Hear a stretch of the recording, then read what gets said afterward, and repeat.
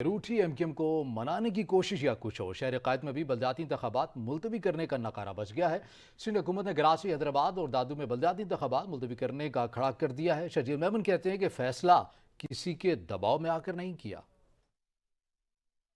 सिंध हुकूमत भी वफाकी हुकूमत के नक्शे कदम पर सिंध के 3 शहरों में 2 दिन बाद होने वाले बल्दियाती इलेक्शंस अचानक मुलतवी करने का ऐलान कर डाला। कराची, दादू और हैदराबाद में 15 जनवरी को इलेक्शंस नहीं होंगे। वजीर इत्तलात सिंध शर्जील इनाम मेमन ने सूबाई काबीना का फैसला सुना दिया। कराची पूरी डिवीजन और हैदराबाद का एक डिस्ट्रिक्ट जो है उसमें जो है वो जो हम पहले नोटिफिकेशन जिसमें तयन किया गया था वो विड्रॉ कर दिया गया। उसके बाद होगा ये कि सब कमेटी तमाम पॉपुलेशन को देखकर एक मरतबा फिर ये एक्सरसाइज करेगी।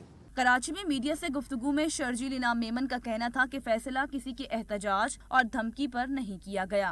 अलबत्ता एमक्यूएम को हल्का बंदियों पर तहफुजात थे जिन्हें हुकूमती सतह पर हल करेंगे। साथ ही सूबे में सिक्योरिटी खदशात का तस्करा भी कर दिया। हमारे इत्तेहादी हैं वफाकी हुकूमत में मुत्तहिदा कौमी मूवमेंट, उनका एक देरीना मुतालबा था कि उनको डीलिमिटेशन में कुछ एतराज़ात थे, तो उस पे क्योंकि एमक्यूएम इत्तेहादी भी है और हम चाहते हैं कि जी जो भी इत्तेहादी पार्टीज़ हैं उनके मुतालबात को संजीदा लिया जाए।